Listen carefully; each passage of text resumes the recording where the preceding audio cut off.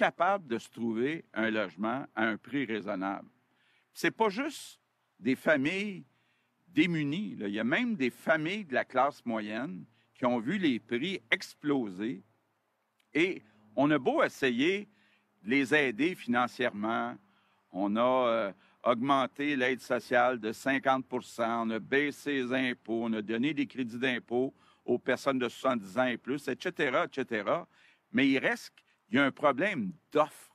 Il manque de logements, puis ça prend du temps avant de construire les logements. Donc, je veux dire merci à Justin, parce que un peu comme on l'avait fait dans le dossier des garderies, le gouvernement fédéral a reconnu qu'on avait des bons programmes au Québec, puis a accepté de transférer ce 900 millions sans condition. Donc, c'est la preuve que c'est possible de faire des gains pour le gouvernement du Québec quand on travaille avec le gouvernement fédéral. Puis, bien, on met le même montant, 900 millions, donc 1,8 milliard. Donc, on calcule, nous autres, là, qu'à peu près à 225 000 $ d'aide pour chaque logement, ça va donner plus de 8 000 logements. Puis ça s'ajoute à ce qu'on a déjà fait. Depuis 5 ans, on a investi, le gouvernement du Québec, 3,9 milliards. Là, on en ajoute 1,8 milliard. Ça fait 5,7 milliards. Donc, le défi maintenant, c'est de construire. C'est de construire. Puis, une autre chose qui est importante, puis je ne peux pas manquer l'occasion de le répéter, on a fait une annonce la semaine passée. On a besoin au Québec d'avoir plus de jeunes et moins jeunes qui se forment en construction. Puis à partir du mois de janvier, dans les domaines où il nous manque de monde, on va donner un salaire de 750 $ par semaine pendant qu'ils étudient, pendant que ces personnes-là se forment pour être prêtes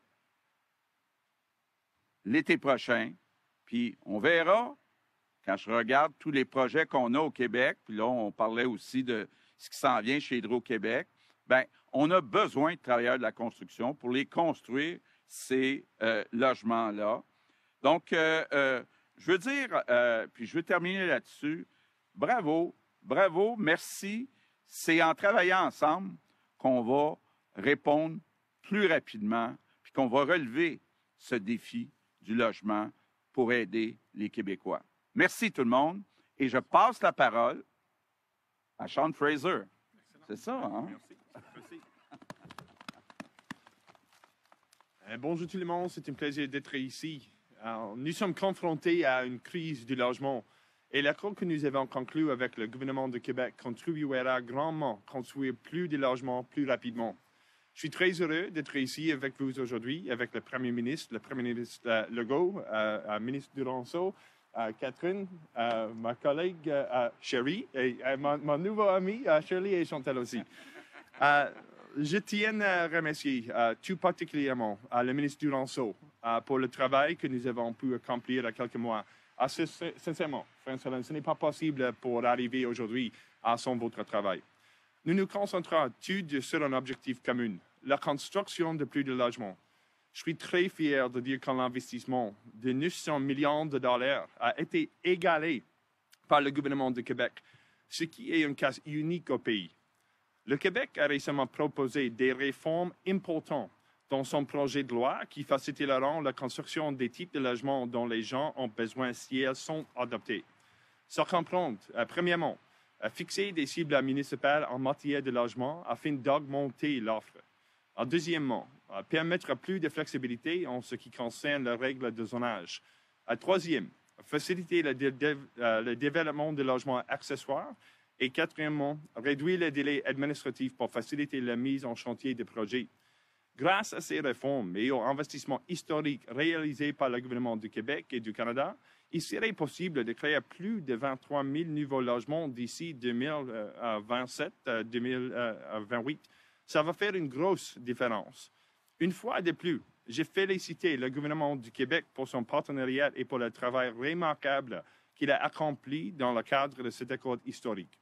Maintenant que l'accord a été signé, il est temps pour nous de mettre la main à la pâte et de mettre plus de projets en chantier. Et maintenant, je passe la parole à mon ami et mon homologue, ministre Ranceau. Bienvenue. Merci.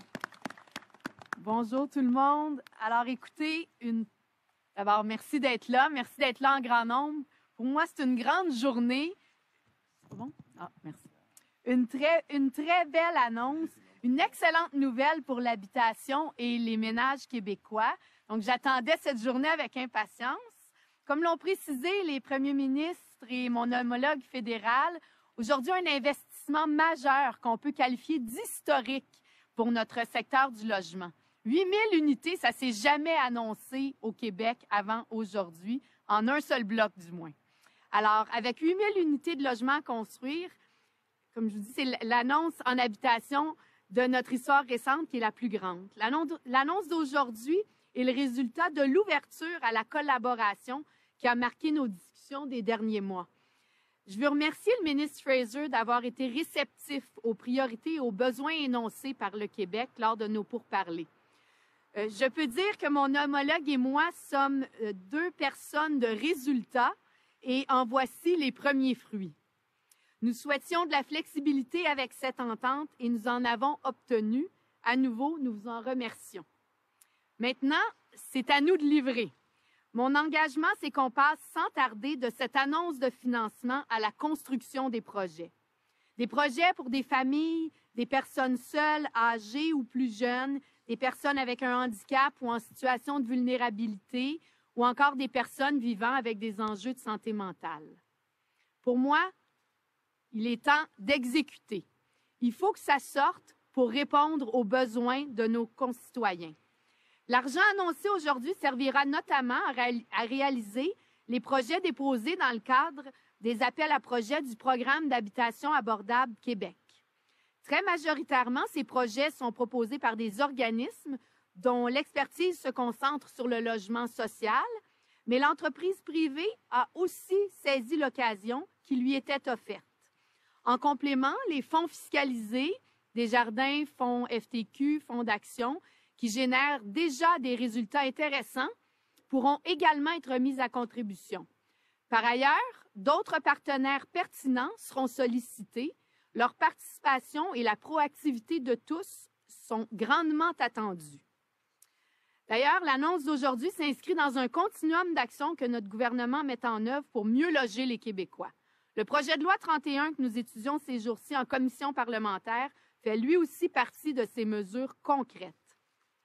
Avec les changements législatifs proposés, nous pourrons aussi miser sur la collaboration des municipalités qui seront mieux outillées pour intervenir en matière d'habitation sur leur territoire. Les besoins sont grands, il y a urgence d'agir.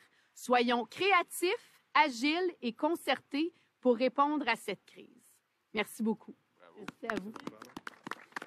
Tu restes là. C'est toi qui réponds. Okay. Merci beaucoup. On va maintenant passer à la période des questions. On a une vingtaine de minutes pour prendre des questions avec tous les dignitaires. Donc, on va commencer avec Nouveau. Oui, bon matin, Étienne Fortin-Gauthier avec Nouveau Info. Monsieur Legault et Monsieur Trudeau, il reste que les chiffres sont quand même clairs. Là, dans les prochaines années, il n'y aura jamais manqué autant de maisons. On parle même de millions de maisons au Canada. Les loyers n'auront jamais été aussi chers. Est-ce qu'on peut dire qu'à la fin de vos 2 mandats, la situation va s'être empirée finalement, plutôt que s'être améliorée? On en a vécu dans notre histoire des crises du logement, que ce soit à la fin de la Deuxième Guerre mondiale, que ce soit quand les boomers ont cherché à acheter des maisons. Et on a pu y répondre, et on va y répondre encore aujourd'hui. Ce qu'on est en train de démontrer, pas seulement nous deux ici, mais à travers le pays, c'est que les gouvernements sont là pour s'assurer qu'il y ait de la construction de logements, qu'il y ait de la construction de logements abordables, pour que les gens puissent, encore une fois, se voir acheter une maison après l'université, après quelques années d'économie, que les gens puissent se voir dans l'avenir de façon prospère. Et je sais que tout est difficile maintenant, que ce soit au niveau du logement ou l'inflation, que ce soit au niveau du contexte géopolitique. Je comprends que les gens sont inquiets. Mais les actions qu'on est en train de prendre aujourd'hui, maintenant, vont changer la donne pour des millions de familles à travers le pays. Bien, c'est difficile de répondre à votre question parce qu'il y a beaucoup de paramètres à regarder. C'est sûr que quand il manque d'offres de logement, ça crée de la pression sur les prix. Donc, il n'y a pas juste un manque de logement, il y a aussi la capacité de payer le prix qui est demandé. Il y a aussi toute la question des taux d'intérêt, là. Les Québécois qui ont renouvelé leur hypothèque l'ont vu, avec l'augmentation des taux d'intérêt, ça augmente les paiements mensuels. Quand vous dites d'ici la fin du mandat, bien, j'ose espérer, peut-être que ça va être encore un 6-12 mois difficile pour les taux d'intérêt, mais j'ose espérer qu'une fois qu'on va avoir réussi, puis que la Banque du Canada va avoir réussi à lutter contre cette inflation, que les taux d'intérêt vont pouvoir baisser. Donc, c'est un ensemble de facteurs qui explique le problème, qui n'est pas juste au Québec, pas juste au Canada, un peu partout, mais je pense que la situation va sûrement beaucoup s'améliorer. Puis le défi qu'on a, c'est d'enlever de la bureaucratie. C'est vraiment le gros problème, là, parce que là aussi, on décourage actuellement des éventuels propriétaires par la trop grande bureaucratie. Donc, il faut que ça se fasse plus vite pour intéresser plus de gens à construire plus de logements, plus de maisons, pas juste des logements sociaux et abordables, aussi pour la classe moyenne. Sur le tramway, oui, une petite question sur le tramway. Oui. Monsieur Duclos, ce matin, le ministre Duclos, dit que d'empêcher le projet du maire Marchand, là, c'est une tentative de sabotage de votre gouvernement, M. Legault. Et M. Trudeau, est-ce que vous êtes du même avis? Bon, regardez. Ce que j'ai dit hier, c'est qu'on veut faire une pause de 6 mois. Donc, on ne porte pas ça au calendrier grec. Là, on demande à des experts de la Caisse de dépôt d'évaluer le projet de Tramway de Québec, là, qui est passé de 3-4 milliards à plus de 8 milliards, de regarder d'autres projets possibles, train léger, métro, mais on veut un projet de transport structurant pour Québec. Coût-bénéfice, on veut que les experts se penchent là-dessus, nous reviennent au plus tard dans 6 mois. Puis ce que j'ai dit à Bruno Marchand hier, c'est qu'on va travailler ensemble à aller réaliser ce projet-là. Mais actuellement, je pense que quand on voit des coûts qui doublent, on a un devoir là, de bonne gestion, de demander à des experts, regardez cette solution-là, on ne l'exclut pas, mais regardez aussi d'autres solutions et revenez-nous plus tard dans 6 mois. Ça fait longtemps qu'en tant que gouvernement, depuis 8 ans, qu'on investit dans le transport collectif un peu à travers le pays parce qu'on sait à quel point c'est important pour l'environnement, c'est important pour les citoyens, c'est important pour les gens qui veulent passer moins de temps dans le trafic, plus de temps à la maison avec leurs enfants. Et je comprends que les gens, les citoyens de Québec s'attendent à avoir un projet structurant de transport collectif. Mais il faut s'assurer que ce soit fait de la bonne façon et que ce soit le bon projet. C'est pour ça qu'on est là pour travailler avec le maire, avec le provincial, pour livrer ce projet important que les gens de Québec attendent depuis très, très, très longtemps, bien avant nous deux. Merci beaucoup. Prochaine question. Aussi. Marie-Lise, journaliste à TVA. Mes questions sont pour les 2 premiers ministres et concernent les coups de feu tirés contre 2 écoles juives et ce qui s'est passé à Concordia hier. Ça fait plusieurs semaines qu'on voit qu'il y a une augmentation des tensions au point où ça devient physique. Est-ce que vous craignez que le climat social s'effrite davantage prochainement? Je pense qu'il y a énormément